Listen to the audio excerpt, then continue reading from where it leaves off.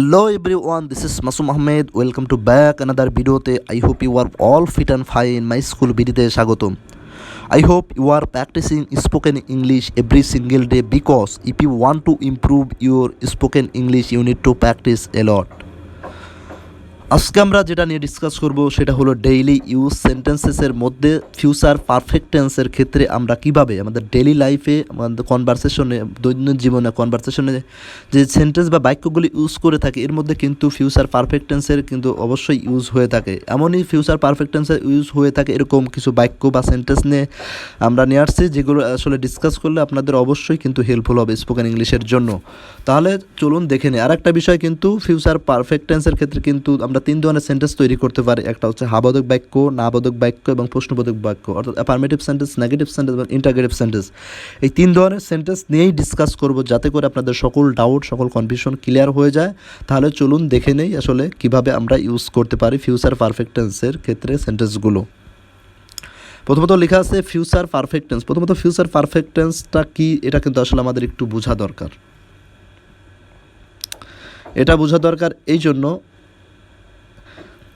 কারণ future perfect টেন্সটা কী এটা যদি আমি বুঝতে পারি তাহলে কিন্তু খুব সহজে একটা সেন্টেন্স দেখে বুঝে ফেলতে পারবো বা একটা সেন্টেন্স মেক করতে পারবো যে এটা ফিউচার পারফেক্ট টেন্স।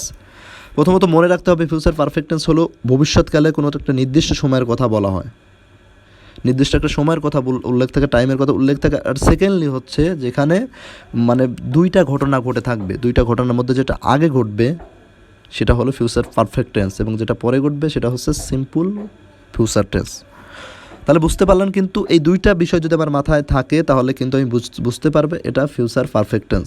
দুইটা ঘটনা ঘটবে, দুইটা ঘটনা পাশাপাশি দুইটা ঘটনা ঘটবে, দুইটা ঘটনার মধ্যে যেটা আগে ঘটবে সেটা কিন্তু হবে ফিউচার পারফেক্ট টেন্স, আর যেটা পরে ঘটবে সেটা হবে সিম্পল ফিউচার টেন্স বা ফিউচার ইনডিফিনাইট টেন্স। তাহলে চলুন এক্সাম্পলগুলো দেখলে আসলে ডাউটগুলো ক্লিয়ার হবে। এক নাম্বার যে এক্সাম্পলটা আছে, আমি 10টার মধ্যে বের হয়ে থাকিব। এখানে কিন্তু আমি বলছি দুইটা ক্ষেত্রে ফিউচার পারফেক্ট টেন্স ইউজ হয়ে থাকে। একটা হচ্ছে নির্দিষ্ট একটা সময়ের উল্লেখ থাকে, একটা সেকেন্ড থিং যেটা হলো দুইটা ঘটনা পাশাপাশি ঘটে থাকে, তার মধ্যে যেটা ফার্স্ট ঘটবে সেটা হলো ফিউচার পারফেক্ট, আর যেটা সেকেন্ড ঘটবে তার সেটা হবে সিম্পল ফিউচার টেন্স। তাহলে দুইটার মধ্যে প্রথম যেটা বলছিলাম একটা নির্দিষ্ট সময়ের উল্লেখ থাকবে সেটার কিন্তু এক্সাম্পল এখানে দিয়েছে। এক নম্বরে আছে আমি 10টার মধ্যে বের হয়ে থাকিব, তাহলে এটার ইংলিশ হবে কি I will have lived at 10 o'clock। এখানে কিন্তু লিভ মানে ত্যাগ করা, আমি 10টার মধ্যে বের হয়ে থাকিব বা ত্যাগ করে থাকিব, এটা কিন্তু অবশ্যই যদি ফিউচার পারফেক্ট টেন্সের ক্ষেত্রে অবশ্যই আমরা জানি ভার্বের V3 অর্থাৎ ভার্বের পাস্ট পার্টিসিপাল ফর্ম হয়ে থাকে। দ্যাটস ওয়াই লিভের কিন্তু পাস্ট পার্টিসিপাল ফর্ম লিভড হয়েছে। তাহলে I will have lived at 10 o'clock, আমি 10টার মধ্যে বের হয়ে থাকিব। এটা হচ্ছে প্রথমটা গেল। আর সেকেন্ডলি যেটা বলছিলাম দুইটা ঘটনার পাশাপাশি ঘটবে। দুই নম্বর যে এক্সাম্পলটা আছে সে পৌঁছানোর পরে আমরা বের হয়ে থাকবো। এখানে কিন্তু দুইটা ঘটনা ঘটছে, সে পৌঁছানোর পরে একটা ঘটনা আমরা বের হয়ে থাকবো।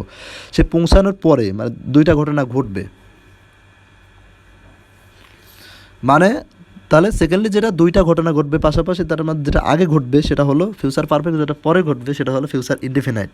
তাহলে সে পৌঁছানোর পরে আমরা বের হয়ে থাকবো, এখানে কিন্তু সে পৌঁছানোটা কিন্তু পৌঁছানোর পরে আমরা বের হয়ে থাকি। সে পৌঁছানোর পরে এখানে কিন্তু সে পৌঁছানোটা আগে ঘটবে, পরে আমরা বের হয়ে থাকবো এটা কিন্তু পরে ঘটবে। যেটা আগে ঘটবে আমি বলছি সেটা কিন্তু সিম্পল মানে ফিউচার পারফেক্ট টেন্স হবে। তাহলে সে পৌঁছানো এটা কিন্তু আমাদের ফিউচার পারফেক্ট টেন্স হলো যে সাজাবে উই উইল হ্যাভ লিভ, আমরা বের হয়ে থাকিব বের হব আফটার মানে পরে, হি উইল হ্যাভ রিচড মানে সে পৌঁছানোর পরে আমরা বের হয়ে থাকিব।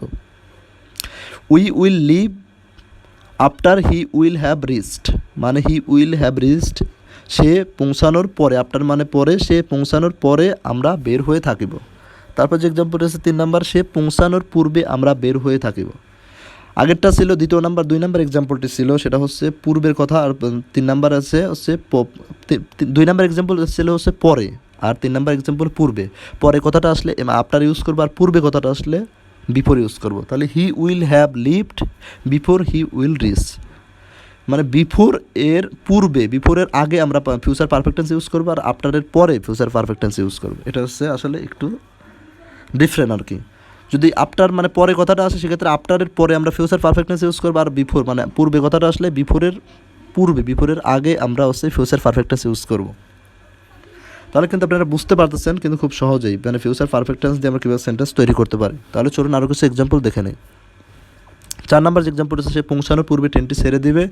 The train will have lived before he will reach এখানে কিন্তু যেহেতু বিফোর কথাটা আসছে দ্যাটস ওয়াই কিন্তু বিফোরের আগে কিন্তু ফিউচার পারফেক্ট টেন্সটা ইউজ হয়েছে। আর ফিউচার পারফেক্ট টেন্স কোনটা সেটা কিন্তু বলেছে যেটা আগে ঘটবে সেটা, সে পৌঁছানোর পূর্বে ট্রেনটি ছেড়ে দেবে, ট্রেনটি কিন্তু ছেড়ে দেবে এটাই কিন্তু আগে ঘটবে, এটাই অবশ্যই তাহলে ফিউচার পারফেক্ট টেন্স। সেই অনুযায়ী এখানে লিখেছে the train will have lived before he will reach, মানে সে পৌঁছানোর পূর্বে ট্রেনটি ছেড়ে দেবে, সে পৌঁছানোর পরে যদি বলি ট্রেনটি ছেড়ে দেবে, সে 5 নম্বর এক্সাম্পলটা সে পৌঁছানোর পরে ট্রেনটি ছেড়ে দেবে, the train will leave after he will have reached. তারপর যে এক্সাম্পলটা হচ্ছে আমরা আসার পূর্বে আম্মু বিরিয়ানি রান্না করে থাকিব, my mom will have cooked biryani before we will come, মানে আমরা আসার পূর্বে আম্মু বিরিয়ানি রান্না করে থাকবে, বিরিয়ানি রান্নাটা আগে হবে যেহেতু তাহলে এটা ফিউচার পারফেক্ট টেন্স হবে, my mom will have cooked biryani before we will come. তারপর যে এক্সাম্পলটা আছে আমরা আসার পরে আম্মু বিরিয়ানি রান্না করে থাকি, এটা কিন্তু পরে কথাটা আসছে, তাহলে my mom will cook biryani after we will have come. তাহলে চলুন আরও কিছু এক্সাম্পল দেখে নেই। তারপর 8 নম্বর যে এক্সাম্পলটা আছে বেল বাজার পূর্বে আমরা ক্লাসে প্রবেশ করে থাকব, we will have enter the class before the bell will ring, বেল বাজার পূর্বে আমরা ক্লাসে প্রবেশ করে থাকিব, তাহলে আমরা প্রবেশ করে থাকিব এটা কিন্তু আগে ঘটবে, আগে ঘটবে যেটা সেটা হচ্ছে ফিউচার পারফেক্ট টেন্স, এখানে পূর্বে কথাটা আসছে তাহলে বিফোরের পূর্বেই আমরা হচ্ছে এটা লিখবো আর কি, ফিউচার পারফেক্ট টেন্সটা লিখবো। তাহলে উই উইল হ্যাভ ইন্টার্ড এখানে কিন্তু ভার্বের 3 নাম্বার হবে আর কি, V3 হবে, পাস্ট পার্টিসিপাল ফর্ম, তাহলে we will have entered the class before the bell will ring. তারপরে যে এক্সাম্পল হচ্ছে বেল বাজার পরে আমরা ক্লাসে প্রবেশ করে থাকবো, তাহলে পরে কথাটা হচ্ছে এখানে তাহলে আফটার ইউজ হয়েছে, আর আফটারের পরে ফিউচার পারফেক্ট টেন্স ইউজ হয়েছে, we will enter the class after the bell will have ring এর পাস্ট পার্টিসিপাল ফর্ম রাং।